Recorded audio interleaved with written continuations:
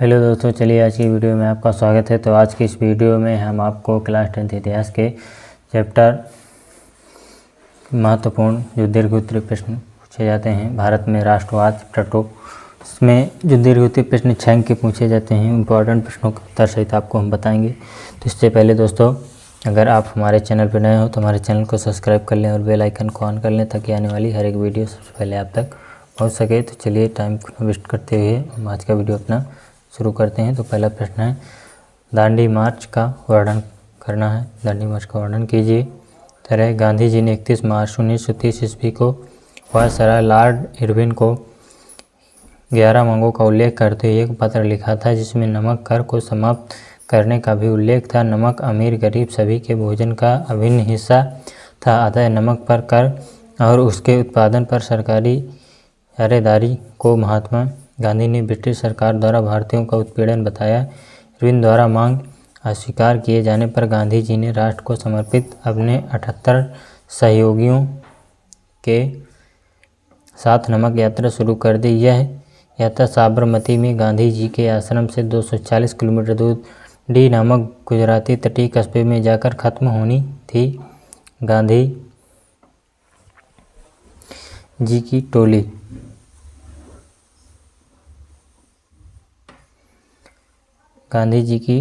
टोली ने 24 दिन तक हर रोज़ लगभग 10 मील का सफ़र तय किया। गांधी जी जहाँ भी रुकते हजारों लोग उन्हें सुनने आते। इन सभाओं में गांधी जी ने स्वराज का अर्थ स्पष्ट किया और आह्वान किया कि लोग शांतिपूर्वक अंग्रेजों की अवज्ञा करें। 6 अप्रैल को वे दांडी पहुँचे और उन्होंने समुद्र का पानी उबालकर नमक बनाना शुरू कर दिया। यह कानून का उल्लंघन था। हजारों लोगों ने नमक कानून तोड़ा और सरकारी नमक कारखाने के सामने प्रदर्शन किए। आंदोलन फैला तो विदेशी कपड़ों का बहिष्कार किया जाने लगा। शराब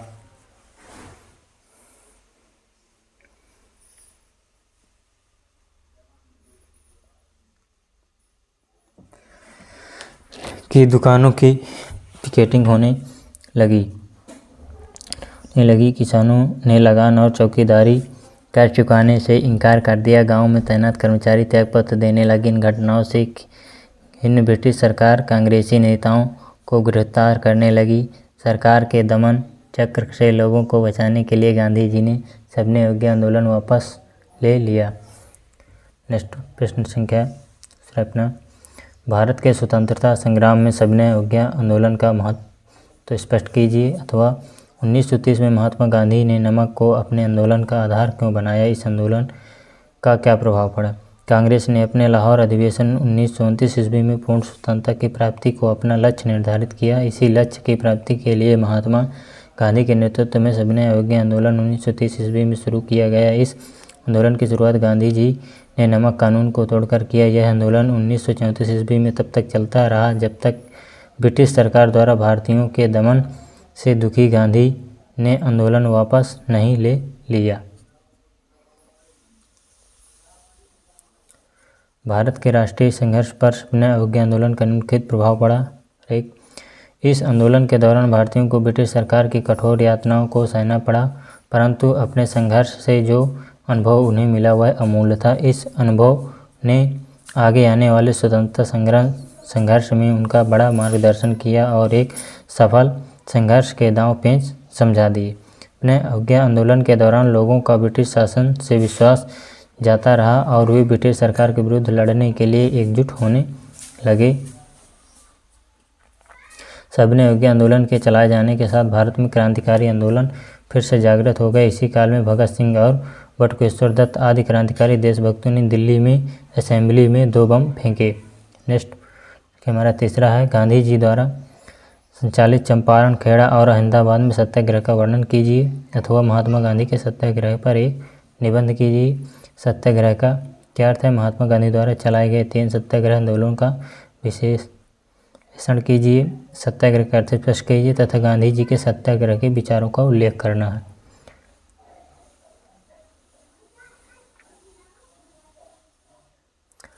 तो पहले हम आपको चंपारण सत्याग्रह 1919 ईस्वी। चंपारण बिहार में नील की खेती करने वाले किसानों पर बागान मालिक बहुत अत्याचार करते थे। किसानों को अपनी उपज को जमींदारों द्वारा निश्चित दरों पर बेचना पड़ता था। चंपारण के किसानों ने दक्षिण अफ्रीका में गांधी जी के सत्याग्रहों के बारे में सुन रखा था, इसलिए उन्होंने गांधी जी को चंपारण आने को आमंत्रित किया। गांधी जी 1917 ईस्वी में राजेंद्र प्रसाद, जेबी कृपलानी और महादेव देसाई के साथ चंपारण पहुँचे। यहाँ उन्हें किसानों की स्थिति देखने के बाद बहुत दुख हुआ। सरकार गांधी जी की कार्रवाई से घबरा गई और उन्हें चंपारण छोड़ने का आदेश दिया, परंतु गांधी जी ने आदेश की अवहेलना की और अपनी गतिविधियों को जारी रखा। सरकार ने जनता के आक्रोश को देखते हुए अपना आदेश वापस ले लिया।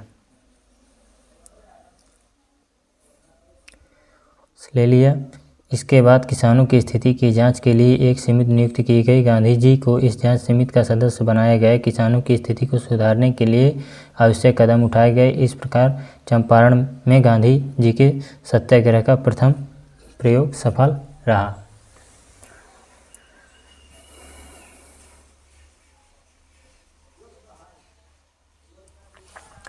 नेक्स्ट दूसरे में खेड़ा सत्याग्रह 1918 ईस्वी।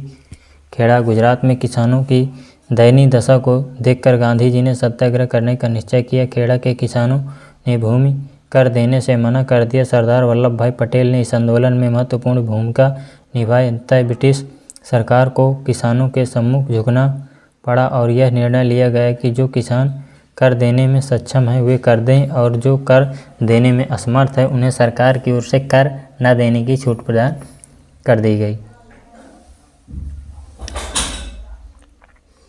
इसके बाद यह आंदोलन समाप्त हो गया, लेकिन इससे आगे राष्ट्रीय आंदोलन को एक नया मार्ग मिल गया। पर सरदार वल्लभ भाई पटेल और महात्मा गांधी को इस सफलता से काफ़ी लाभ हुआ। उनका आत्मविश्वास बढ़ा और वे राष्ट्रीय आंदोलनों में सक्रिय होते गए। अहमदाबाद सत्याग्रह 1918 ईस्वी में अहमदाबाद गुजरात में कपड़ा मिल मालिकों और मजदूरों में संघर्ष हो गया। मजदूर अपने वेतन में वृद्धि करने के लिए प्रयासरत थे। मिल मालिकों द्वारा ऐसा करने से मना करने पर मजदूरों ने हड़ताल कर दी। गांधी जी ने मजदूरों की मांग को उचित बताया और मजदूरों के वेतन में वृद्धि की सिफारिश की। गांधी जी ने मजदूरों को परामर्श दिया कि वे अपनी मांग को पूरा करवाने के लिए हिंसा तक आश्रय न लें। 1918 ईस्वी में गांधी जी ने अहमदाबाद के मजदूरों की मांग के लिए आमरण अनशन प्रारंभ कर दिया।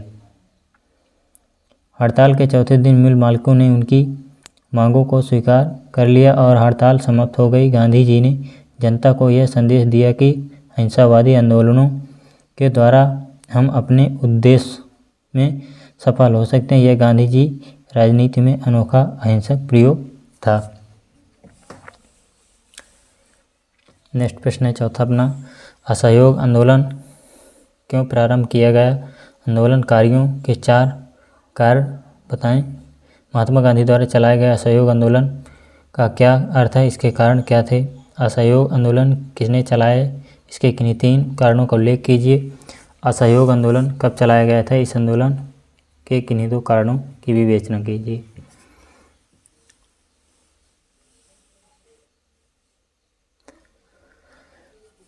महात्मा गांधी ने अपनी प्रसिद्ध पुस्तक हिंद स्वराज में कहा था कि भारत में ब्रिटिश शासन भारतीयों के सहयोग से ही स्थापित हुआ और चल पा रहा है। यदि भारत के लोग अपना सहयोग वापस ले लें तो वर्ष भर के भीतर ब्रिटिश शासन ढह जाएगा और स्वराज की स्थापना हो जाएगी। इस आंदोलन के प्रथम चरण में लोगों को अपनी उपाधियां सरकार को लौटा देनी थी तथा सरकारी नौकरियों, सेना, पुलिस, अदालतों, विधायी परिषदों, स्कूलों और विदेशी वस्तुओं का परित्याग किया जाना चाहिए। यदि सरकार आंदोलन को दबाने के लिए दमन का रास्ता चुनती है तो व्यापक स्तर पर देशव्यापी सविनय अवज्ञा आंदोलन भी आरंभ किया जा सकता है। गांधी जी और शौकत अली ने असहयोग हेतु समर्थन जुटाने के लिए देश भर में यात्राएं की।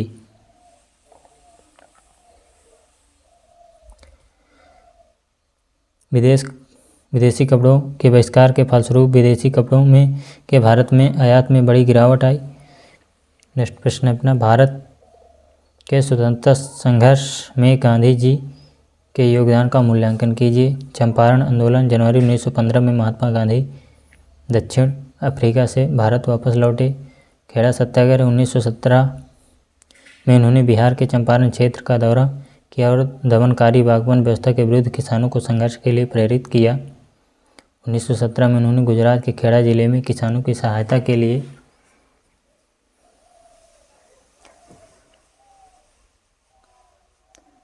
सत्याग्रह का आयोजन किया। महात्मा गांधी के खिलाफत आंदोलन का समर्थन किया। असहयोग आंदोलन जनवरी 1921 में असहयोग खिलाफत आंदोलन शुरू हुआ। महात्मा गांधी ने फरवरी 1922 में असहयोग आंदोलन को वापस ले लिया।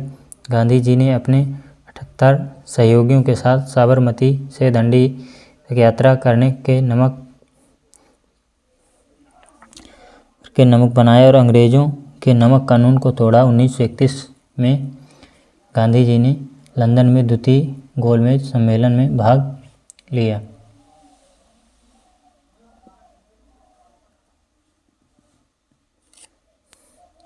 पूना पैक्ट पर हस्ताक्षर। सितंबर 1932 में गांधी जी ने अंबेडकर के साथ पूना पैक्ट पर हस्ताक्षर किए। इसके तहत प्रांतीय एवं केंद्रीय विधायी परिषदों में आरक्षित सीटें मिल गईं। यद्यपि उनके लिए मतदान सामान्य निर्वाचन क्षेत्रों में ही होता था। सत्याग्रह आरंभ करके गांधी जी 1940 में व्यक्तिगत सत्याग्रह आरंभ किया। 1942 में क्रिप्स मिशन के विरुद्ध स्वरूप भारत छोड़ो आंदोलन शुरू किया गया। 1946 में कैबिनेट मिशन भारत आया और अंतरिम सरकार का गठन हुआ।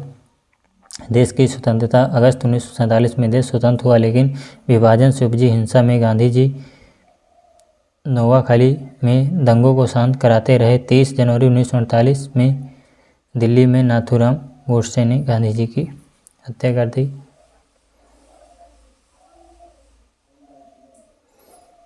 प्रश्न अपना, सबने अवज्ञा आंदोलन की सीमाओं पर एक टिप्पणी लिखिए, अथवा सबने अवज्ञा आंदोलन से आप क्या समझते हैं। इस आंदोलन की सीमाओं पर एक संक्षिप्त टिप्पणी लिखना है।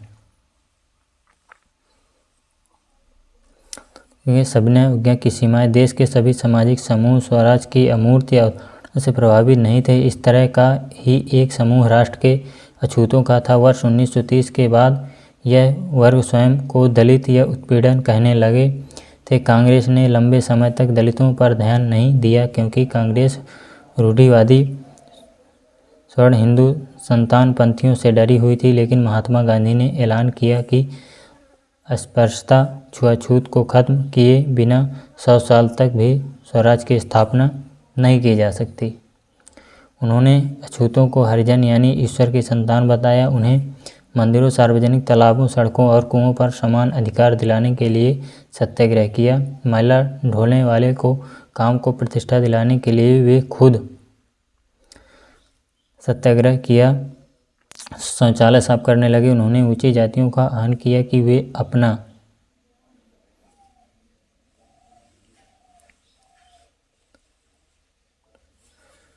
हृदय परिवर्तन करें और अस्पृश्यता के पाप को छोड़े। लेकिन बहुत सारे दलित नेता अपने समुदाय की समस्याओं का अलग राजनीतिक हल ढूंढना चाहते थे। वे खुद को संगठित करने लगे। उन्होंने शिक्षा संस्थानों में आरक्षण के लिए आवाज़ उठाई और अलग निर्वाचन क्षेत्रों की बात कही, ताकि वहां से विधायी परिषदों के लिए केवल दलितों को ही चुनकर भेजा जा सके। उनका मानना था कि उनकी सामाजिक पंक्ता केवल राजनीतिक सशक्तिकरण से ही दूर हो सकती है। इसीलिए अपने अवज्ञा आंदोलन में दलितों की हिस्सेदारी काफ़ी सीमित थी। महाराष्ट्र और नागपुर क्षेत्र में यह बात खास तौर से दिखाई देती थी, जहां उनके संगठन काफ़ी मजबूत थे।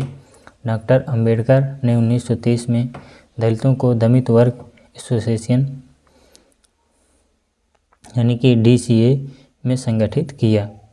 दलितों के लिए अलग निर्वाचन क्षेत्रों में सवाल पर दूसरे गोलमेज सम्मेलन में महात्मा गांधी के साथ उनका काफ़ी विवाद हुआ। जब ब्रिटिश सरकार ने अंबेडकर की मांग मान ली तो गांधी जी अनशन पर बैठ गए। उनका मत था कि दलितों के लिए अलग निर्वाचन क्षेत्रों की व्यवस्था से समाज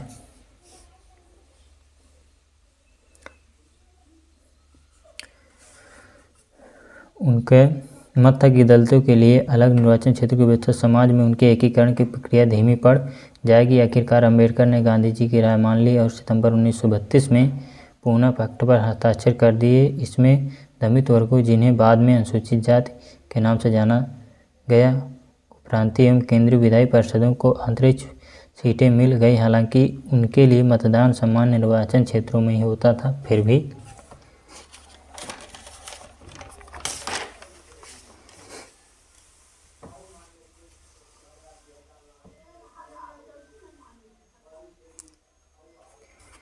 दलितों आंदोलन कांग्रेस के नेतृत्व में चल रहे राष्ट्रीय आंदोलन को संख्या की दृष्टि से ही देखता रहा। भारत के कुछ मुस्लिम राजनीतिक संगठनों ने भी सविनय अवज्ञा आंदोलन के प्रति कोई खास उत्साह नहीं दिखाया। असहयोग खिलाफत आंदोलन के शांत पड़ जाने के बाद मुसलमानों का एक बहुत बड़ा तबका कांग्रेस से कटा हुआ महसूस करने लगा। 1920 के दशक के मध्य से कांग्रेस हिंदू महासभा जैसे हिंदू धार्मिक राष्ट्रवादी संगठनों के काफ़ी करीब दिखने लगी थी।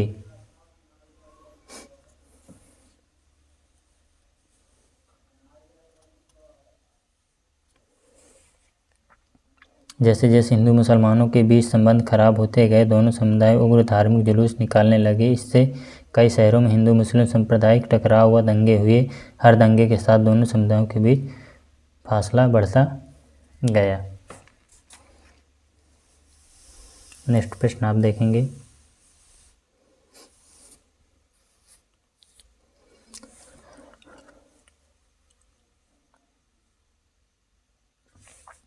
सविनय अवज्ञा आंदोलन कब चलाया गया था? इसके प्रमुख 3 कारणों का उल्लेख कीजिए।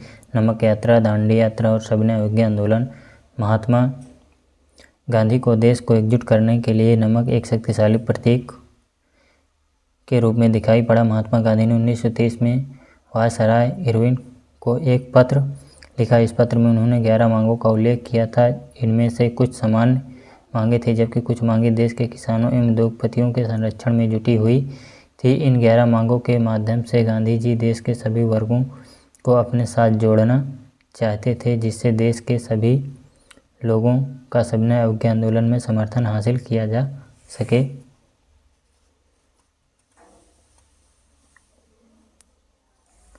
इसमें सबसे महत्वपूर्ण मांग नमक कर को खत्म करने के बारे में थी। नमक का अमीर गरीब सभी इस्तेमाल करते थे। यह भोजन का एक अभिन्न हिस्सा था, इसलिए नमक पर कर और उसके उत्पादन पर सरकारी इजारेदारी को महात्मा गांधी ने ब्रिटिश शासन का सबसे दमनकारी पहलू बताया था। महात्मा गांधी का यह पत्र एक अल्टीमेटम चेतावनी की तरह था। उन्होंने लिखा था कि अगर 11 मार्च तक उनकी मांगें नहीं मानी गई तो कांग्रेस सविनय अवज्ञा आंदोलन छेड़ देगी। इरविन झुकने को तैयार नहीं थे। फलस्वरूप महात्मा गांधी ने अपने 78 विश्वस्त वॉलंटियरों के साथ नमक यात्रा शुरू कर दी। यह यात्रा साबरमती गांधी जी के आश्रम से 240 किलोमीटर दूर दंडी नामक गुजराती तटीय कस्बे में जाकर खत्म होनी थी। नेक्स्ट प्रश्न है अपना, भारत छोड़ो आंदोलन पर एक संक्षिप्त निबंध।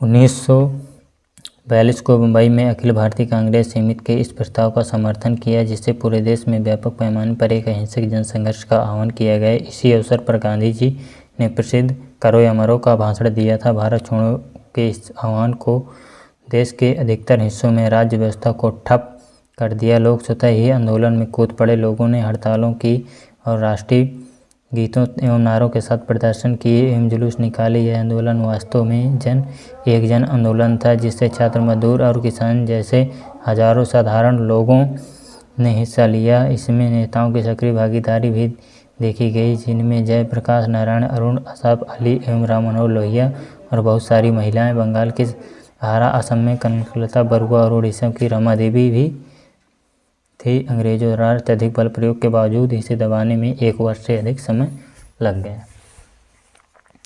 नेक्स्ट प्रश्न अपना, भारत में राष्ट्रवाद के उदय के प्रमुख कारण क्या थे? भारतीय राष्ट्रवाद का जन्म उपनिवेश पूर्व काल में पारंपरिक देशभक्ति में हुआ था। सत्ता के लिए राजनीतिक संघर्ष के आरंभ में बहुत पहले ही भारतीय समाज की एक निजी सांस्कृतिक क्षेत्र में अपने राष्ट्रत्व की कल्पना करने लगा था। भले ही राज्य तब उपनिवेशकों के हाथों में था, इसी जगह आकर उसने प्रभुसत्ता को अपने स्वयं के क्षेत्र के बारे में सोचा और ऐसी भारतीय आधुनिकता का 19वीं सदी के आरंभिक वर्षों के भारतीय में क्षेत्रीय आधार पर ऐसी भावनाओं को विकसित होने लगा था, जब जन्मभूमि की परिभाषा देश, वतन या नाडु के रूप में की जाने लगी थी और क्षेत्रीय भाषाओं तथा धार्मिक संस्थाओं के विकास के साथ धीरे धीरे पहचानों का निर्माण होने लगा। संचार के विभिन्न संसाधनों के कारण भी उनका अलगाव भंग हुआ जब ईस्ट इंडिया कंपनी ने अपना वर्चस्व स्थापित किया।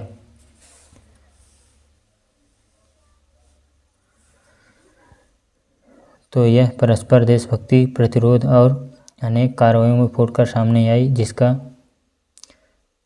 1857 की क्रांति था। क्रांति बाद भारत में शिक्षा के तीव्र प्रसार, रेल और तार जैसी संचार व्यवस्थाओं के विकास तथा औपनिवेशिक संस्थाओं के कारण उत्पन्न कर्मक्षेत्र के कारण धीरे धीरे राजनीति का यह आधुनिक स्वरूप सामने आया। आधुनिक राष्ट्रवाद के उदय के कारण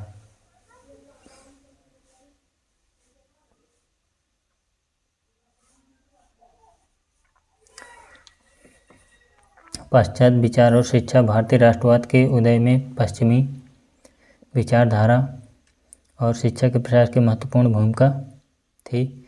शिक्षा के प्रसार की भिन्नता से स्पष्ट है कि विभिन्न क्षेत्रों में इससे राजनीतिक क्रियाकलापों के स्तर पर प्रभाव पड़ा, यानी शिक्षा के उच्चतर स्तरों वाली प्रेसिडेंसियां प्रांतों के मुकाबले राजनीतिक दृष्टि से अधिक मुखर थी। लेकिन इसका कारण यह था कि यहाँ पश्चिमी शिक्षा ने और भी बहुत से छात्रों का संपर्क अनेक प्रकार के चारिक प्रभावों से कराया। अगर अंग्रेजी शिक्षा का आरंभ निष्ठा की भावना पैदा करने के लिए किया गया था, तो उसने भारतवासियों का संपर्क आधुनिक पश्चिमी के बुद्धवादी और लोकतांत्रिक विचारों से भी कराया। इस आधुनिक राजनीतिक में नागरिकता, राज्य, नागरिक समाज, सार्वजनिक कर्मक्षेत्र, मानवाधिकार, कानून के सक्षम समानता, व्यक्ति, सार्वजनिक और निजी का भेद, प्रज्ञा की अवधारणा, लोक जनता की पुरुषता, सामाजिक न्याय, वैज्ञानिक बुद्धिका आदि धारणाएं शामिल थी।